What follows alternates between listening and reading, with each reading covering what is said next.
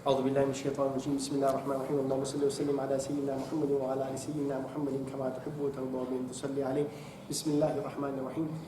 We continue our discussion with the issue of Malaikah, and we're commencing with the discussion on the relationship between angels and human beings. And in order for us to truly comprehend the relationship between human beings and Malaikah, right, we've got to come to the very beginning, which is with the creation of Sayyidina Adam alayhi salatu wasalam, who's the human archetype. As I mentioned to you in our discussion earlier on before Salatul Isha, we discussed quite a bit of the events at the birth of Sayyidina Adam alayhi salatu wasalam, and the fact that Allah subhanahu wa ta'ala granted Adam alayhi salatu wasalam superiority over the Malaikah in terms of the knowledge that Allah subhanahu wa ta'ala bestowed him with.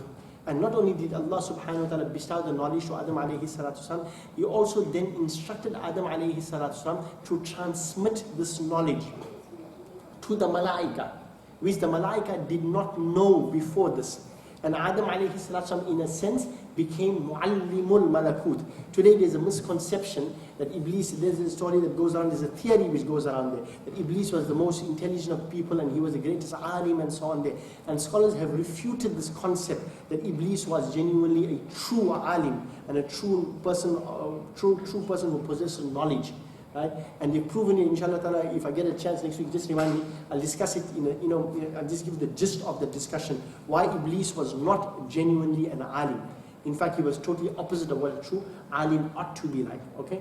And Iblis is the one who rejected, istakbar, and he became arrogant. All the Malaikah, in honor and in respect and in reverence to Adam alayhi salatu wasalam, on two levels. The first being that, firstly, Allah chose him. That's it. There is no other need for your nobility, and there is no other reason for anything superiority more and better than the fact that Allah chooses you. Whether you have the capacity, whether you have the capabilities, or whether you have the natural ability or the intellectual ability or the spiritual capacity, or whatever the situation may be, that's immaterial in comparison to Allah choosing you. Finished. That's it. Khalas. And this is what it is. Allah has chosen the human race. And Allah chose man as his vice-president. That's the only reason for our superiority. But Allah subhanahu wa ta'ala needed to give some type of weight to our superiority over the rest of the creation, who have, in terms of ability, greater abilities than us. That's why the Malaikah said, نُسَبِّحُ بِحَمْدِكَ وَنُقَدِّسُ لَكَ. So Allah granted man the treasure of knowledge. And Adam alayhi salam قَالَ أَنْبِئُونِي بِأَسْمَاءِ هَؤُلَاءِ. Right? So they couldn't do it. So فَلَمَّا أَنْبَأَهُمْ بِأَسْمَائِهِمْ, when Adam alayhi salam informed them there, Allah said, did I not tell you that I know more of that which is in the heavens and the earth, hidden in the heavens and the earth? Then what did Allah do? Allah tried to prostrate to Adam alayhi salam. All Malaikah acknowledging the superiority of Adam alayhi salam on two levels.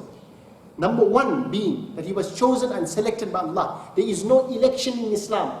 The entire process, from a political perspective, we learn from one of the lessons we learn from this tafsir here. It is no process of election in Islam. There is a process of selection in Islam. There is no such thing as parties. There were three parties here. Adam, alayhi salam, representing humans, Malaikah, and the species of jinn being represented by Iblis. Three political parties, so to speak, right? All vying for the position of vicegerency. Allah selected one. Allah selected one. All of them prostrated. Iblis refused. Istakbar.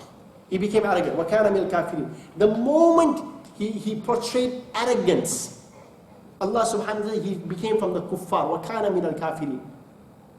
Right? So Allah subhanahu wa ta'ala asked him, but why? Why? قَالَ مَا مَنَعَكَ أَلَّا تَسْجُدَ إِذَا أَمَرْتُكَ. What stopped you from prostrating to Adam alayhi salam when I ordered you, when I commanded you? Regardless of how intelligent a being may be, if he falls into disobedience of his Lord with all of his ilm, he's a jahil. Because the greatest jahl, the greatest ignorance is disobedience to your Lord. Abu Jahl is known as the father of Jahala. Why? He rejected the Prophet of Allah. He rejected divine wahi, divine inspiration. And he was regarded as Abu al-Hakam. Right? The father of knowledge, the father of wisdom. But the moment he rejected the Prophet of Allah, and the moment he rejected the form of knowledge, which is known as wahi, transmission on a spiritual level, he became Abu Jahl, the father of Jahl. And this is the same thing that happened to Iblis. Okay? So he said, قَالَ أَنَا خَيْرٌ مِّنْ. What was the reason? He said, I am better than him. Right? So we understand that the oldest vice on planet Earth is pride. Remember, Iblis leads everyone astray. But what led Iblis astray? His nafs, his ego. His ego. So your nafs is your greatest enemy. Because even nafs led Iblis astray as well. And pride is part of your nafs, your ego. So he said, قَالَ أَنَا خَيْرٌ مِنْهُ. And what is the reason why? What is the reason for my being better than Adam alayhi salatu? He didn't look at the fact that Adam alayhi salam had more knowledge than him. He didn't look at the fact that Allah had chosen Adam alayhi salam. He rejected all of those things there. He said, what's so great about Adam? He didn't look in Adam alayhi salatu, he looked at Adam. If you look in Adam, you would have seen nubuwwah in him. If you looked into Adam, you would have seen ilm in him. If you looked into Adam, you would have known Allah said, فَإِذَا سَوَيْتُ, when I fashioned him, وَنَفَخْتُ فِيهِ مِنْ رُوحِي, and I breathed into him of my spirit with إِضَافَةُ التَّشْرِيف, to grant honor to the fact that life was blown into Adam alayhi salatu wasalam. If you looked into all of that, Iblis would have fallen into prostration. This is Allah's masterpiece. But he didn't. He said, قَالَ أَنَا خَيْرٌ مِنْهُ. And what was his lame excuse for someone who's supposed to be so intelligent? خَلَقْتَنِي مِنْ نَارٍ. Allah, you created me from fire. وَخَلَقْتَهُ مِنْ teen, and he's been created from earth. So I've been created from the dominant element in me is fire, the fire element. You know the earth, ether, fire, water, those are the four essential elements. I've been created from the element of fire. And fire is greater than earth, which is wrong. And the ulama of Tafseer say this. And they say if he knew that he said it's not correct, because he said number one, in fire, there is a nature, fire by nature has anger in it. Have you seen leaping fire? Fire is always menacing. Fire is always scary. Right? Fire is always a sign of danger. Right? And it moves very fast. Fire just spreads. And also fire has a tendency to rise. Fire doesn't drop. So when you see fire, automatically, even when the fire element is dominant in you, you also have the fire element in you. When the fire element is dominant in you, what happens? Is either your blood pressure rises, your heart starts to beat quicker, right? Your face becomes flushed, you become angry, or you become passionate, right? Which makes you lose control over your rational senses, right? So fire automatically brings out negative qualities in you, doesn't necessarily manifest positive qualities. So number one, it has anger in it, right? It's ferocious, it's fierce. It burns, it harms, right? It has benefits as well, right? If you control it, it can cook your food. Without it there, you can't keep warm. But in its uncontrolled state, its essential nature, if it is not controlled, is destruction, number one. It moves very quickly and has a tendency, fire always goes upwards. Whereas the ulama of Tafseer have said that, and by virtue of this, if all of these qualities are found in human beings, if they are highly ambitious, if they want to move very quickly, they move quickly in life, right? They have a lot of passion in them, right? Their nafs overpowers them. They become very angry, they lose their cool very quickly and so on. And those are all signs of arrogant people, okay? But on the other hand, earth is soft. Earth is the salt. This is salt of the earth. Earth allows everybody to walk on it. Earth is always down. Earth never rises up. Earth is always steady. Earth is always stable. Okay? To give you an idea what I mean by that there, right? Cities are built on earth. And fire destroys those cities. Right? The earth is trustworthy. You can bury treasures in earth. It will never deceive it. It will never usurp it. Am I right? But fire, right, will destroy it. You keep your valuable item somewhere that it can have access to fire. Fire is going to let it go. Okay, number two. Then it says that, and it's interesting, with all the fire, have you noticed what people do in terms of bringing down a fire? You throw earth over it. You throw earth over it. So the anger and the ferociousness and the ferocity and the movement of fire can be brought down by earth. So if earth can destroy fire, What's more superior? Okay? So, the earth can't destroy, fire can't destroy earth. You know that, huh? The fire may burn, but it will not destroy the earth. But if you take earth and put it on top of it there, it kills the fire. Okay?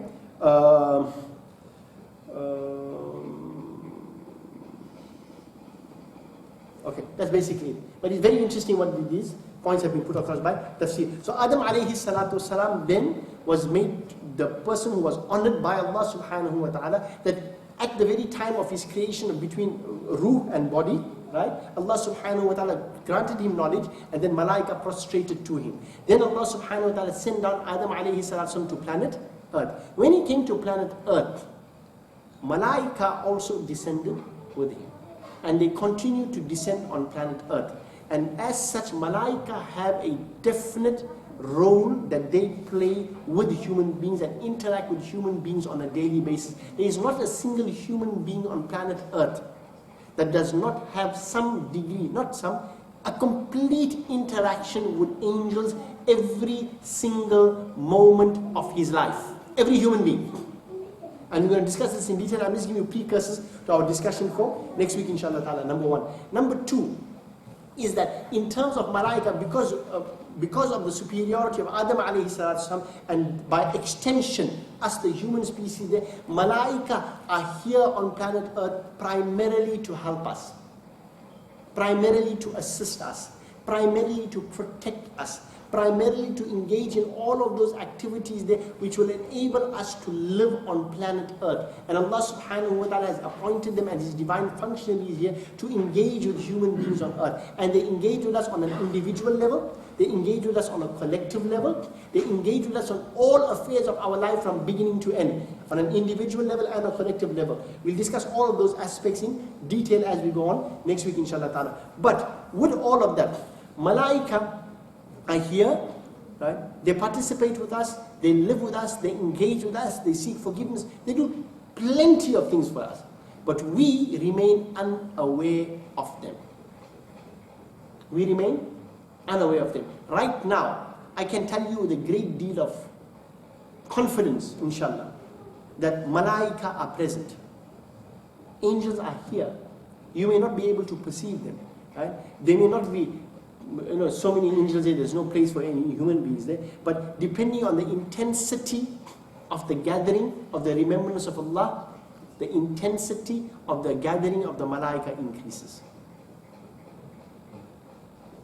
Remember that, right? That's one. That's just one aspect of it, right? The interaction with angels is an amazing thing that happens in our daily life there, which we just take for granted. Okay? Now, let me just give you a full recap once again in terms of who the angels are. The archangel is Jibreel Amin alayhi salatu. In terms of his function, not only does he function as the soul and the primary source of bringing wahi to the Anbiya alayhi salatu up until the Holy Prophet alayhi salatu, but he also used to come down at any time of the command of Allah subhanahu wa ta'ala to respond to the Anbiya alayhi salatu in times of need, in times of difficulty, in terms of support, in terms of any matter that Anbiya alayhi salatu needed to engage with Allah subhanahu wa ta'ala. Allah subhanahu wa ta'ala will send his divine emissary, Jibreel Amin alayhi salatu, to engage with the Malaikah. So Jibreel Amin alayhi salatu, being the archangel, the chief angel, he is the leader of all the Malaikah. Being the archangel there, his primary job was to interact with the most evolved of human beings, which was Anbiya alayhi salatu. But Allah also sent him on other missions on earth. If Allah subhanahu wa ta'ala wanted to destroy a nation, like Qawm Lut, Qawm Aad, Qawm Thamud and so on, Jibreel Amin alayhi salatu was then instructed by Allah subhanahu wa ta'ala in various ways to destroy and make these nations perish. So not only Jibreel Amin alayhi salam, a bringer of Allah subhanahu wa ta'ala's message, but he was also tasked by Allah subhanahu wa ta'ala also to destroy, as a force of destruction, to all of those beings who disobey Allah subhanahu wa ta'ala, who disobeyed Allah subhanahu wa ta'ala prior to the Holy Prophet alayhi salatu wasalam. That's Jibreel Amin alayhi salam's second function, so to speak. In terms of his third function there, Jibreel Amin alayhi salam also has love. He's not only a force of destruction, He's a force of construction as well. Jibreel Amin alayhi salam, you know the hadith of the Prophet in Sahih Muslim and so on there, where Allah subhanahu wa ta'ala, when Allah subhanahu wa ta'ala begins to love a person, Allah subhanahu wa ta'ala instructs Jibreel. And he said, Ya Jibreel, inna Allah yuhibbu fulanan, fa'uhibbu. And Allah subhanahu wa ta'ala said, Allah, verily Allah loves so and so. So, oh Jibreel, you love him. Alright? Right? So Jibreel Amin alayhi salam then descends to the Malaikah, and Jibreel Amin alayhi salam says, Inna Allah yuhibbu fulanan. Right? Verily Allah loves so and so. So Allah, then Jibreel Amin as the archangel says, Allah loves him, and Allah has instructed me to love him, and I am instructing all the Malaikah to love so and so. You understand? So Malaikah are not devoid of love. They have comprehension, they have understanding, they have emotion, they have love. But they may not have emotion to the degree that you and I have emotions. Yes. Yes. And Jibreel Amin alayhi salam loved the Holy Prophet alayhi salatu was salam. Right? So Jibreel Amin alayhi salam, that's in a nutshell Jibreel Amin alayhi salatu salam's duties. You have Jibreel alayhi salatu salam, then you have Mikail alayhi salatu salam. He is, so to speak, the second in charge. من كان عدوا لجبريل فإنه نزل على قلبك بإذن الله مصدقا لما right? من كان عدوا لله وملائكته ورسله وجبريل وميكائيل. Allah subhanahu wa ta'ala speaks about Jibreel. Jibreel is Gabriel in English. Mikail is Michael. Right? Mikail alayhi salam has been tasked by Allah subhanahu wa ta'ala in terms of the risk of creation, in terms of sustenance, in terms of being there, in terms of fulfilling the needs, the physical needs of creation, in terms of rain, in terms of food, in terms of vegetation, in terms of all of those things which will make planet Earth habitable for human beings. Mikail alayhi salam is tasked with that responsibility. And as I said, he's a courier. He delivers. His job is to deliver. You know how it works in the warehouses? You have the dispatch. Dispatch is Mikail alayhi salam. He obviously have Malaikah under him, but he's in charge of dispatch. So who's in charge of actually now distribution? See, there's a divine hierarchy. Allah is al-Mu'ti. Allah is the provider. Muhammadur Rasulullah is al-Qasim. Prophet ﷺ said in the hadith of Sahih al-Bukhari, Innama ana qasim, verily I am the one who distributes. I am the one who distributes. So he's the distribution chain. Wallahu mu'ti. Allah is the provider. Allah manufactures. Allah provides. Comes to the Prophet of Allah through the agency of the prophethood of Allah, Prophet of Allah sallallahu alaihi wasallam. He then distributes, and Malaikah then dispatch. You understand the hierarchy now? Innama ana qasimun wallahu yu'ti. Right? Or kama qala. So understand this, that the agency of the Prophet ﷺ is for the distribution, and the agency of Malaikah is for the dispatch. Now Malaikah, no one on planet Earth has ever told, oh Mikail, give me some food please. Why? They are merely the couriers. The word angel, they supply your stuff to you. That's all they do. That is all they do. Right? And that's very important. So it's Michael. Then you have Israfil. Right? Israfil is that angel who is in charge of the most important event in the history of the universe. And what is that? Yawmul Qiyamah. He is waiting with his, so to speak, the trumpet right there, waiting for the command to blow that trumpet. And Israfil alayhi salam is one of those, one of the creation of Allah. He's the only one who was granted, if I'm not mistaken, the honor of visiting the Prophet alayhi salam. In spite of his duties, because of his duty, he was still honored with being blessed with the meeting of the Holy Prophet alayhi salam. He's known as Raphael in English. Okay, I can see that smile. It has nothing to do with the turtles. Okay, so he's known as Israfil or Raphael in English. Okay, and he's there, and under him all those Malaikah who were in charge of the event of Qiyamah are under his command, and he's waiting for the command of Allah in a state of fear.